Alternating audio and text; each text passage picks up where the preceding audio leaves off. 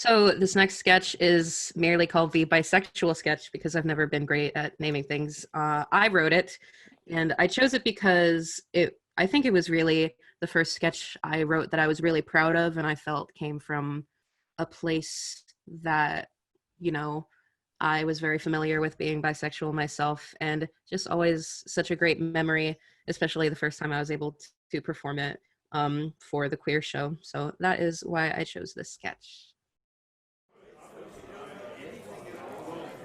Hey Josh, what's up, man? Listen, Kevin, I've got a huge problem, bro.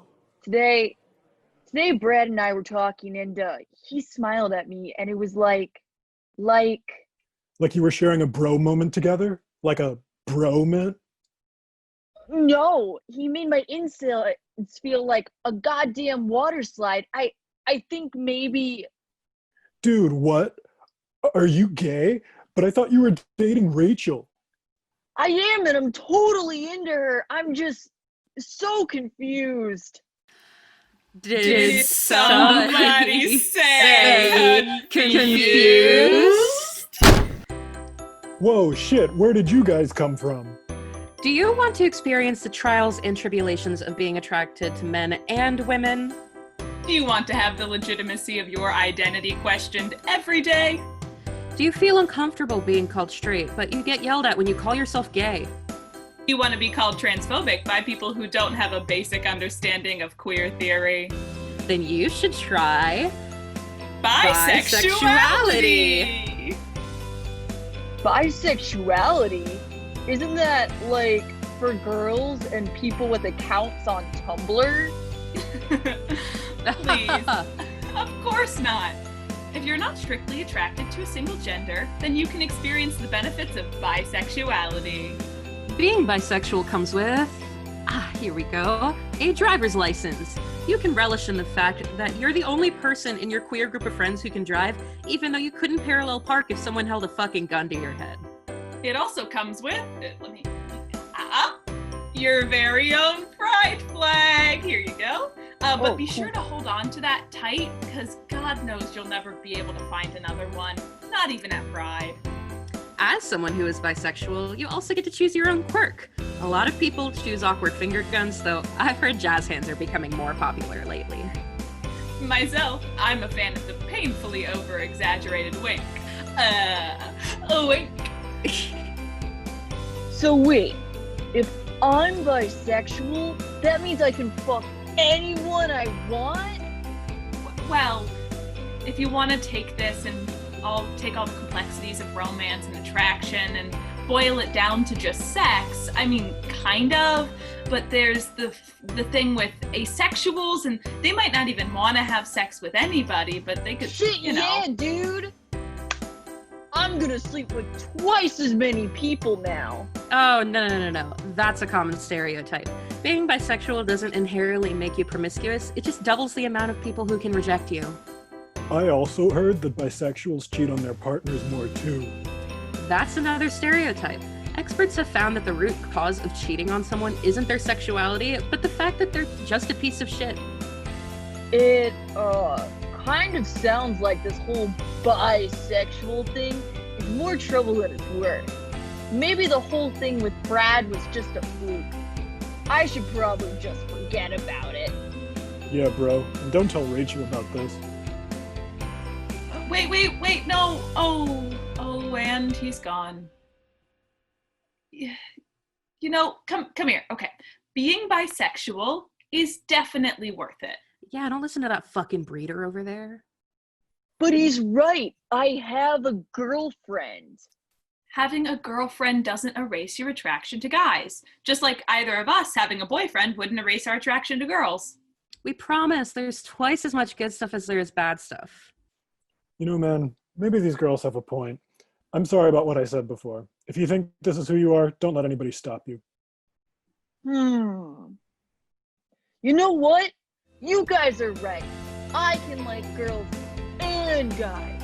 I choose to be bisexual. Well, he's just a bit confused, but at least he's got the right spirit. Okay, so I think my favorite memory of Backburner would have to be just the whole process of Garfield the musical. We did Garfield the musical, this past semester of 2020 and it's spring 2020, and it was such a great experience. I wrote it along with a few other writers, Zach Levy, Melina Taylor, and Trevor.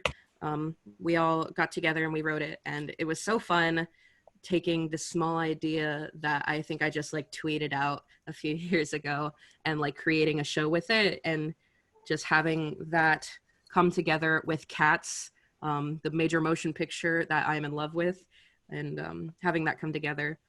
And I played Garfield, which was, God knows, just a huge blessing, and going on every resume that I ever have. I'm not kidding. But the week before the show, I got sick. I got so sick. I haven't been that sick in a while. I hadn't gone to any of my classes. I hadn't gone to any clubs. And the first time I had pretty much been out of the house the whole week was to go to Garfield, the musical, and perform that.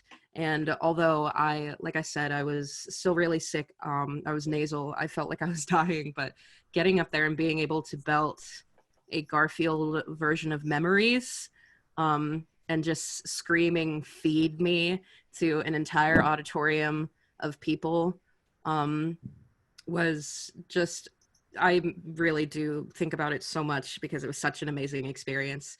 And I always say that if I ever get on like a talk show someday, like I'm gonna be like, hey, screw whatever you're talking about. We're talking about when I did Garfield the musical in college. So definitely my best Backburner memory, I would say.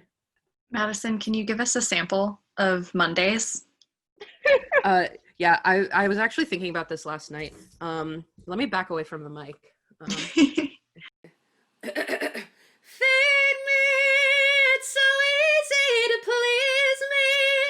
All alone every Monday to regret what I've done. Woo! Thank you. My cat is staring at me. How fitting. Because you're an icon. Oh, thank you. I Your also cat want to add said, to that. "This is the anthem." I heard it. I don't know if you did. It whispered right into your mic as you started singing. I want to add to your story also that we got 3 new Backburner members specifically because they went to Garfield the musical and were like, this group is so weird and niche and cool. That is amazing. Which is amazing. Yeah. Now 2 of them are e-board members. Yeah. I think yeah, the fun shout out. The fun part about writing a musical based on Cats was that like even the people who helped write the musical were like, what the fuck is Cats about? It was so fun. And when show day came, I was like, I do not care if nobody knows what's going on. Like, this is for us. It was so fun. It was really fun.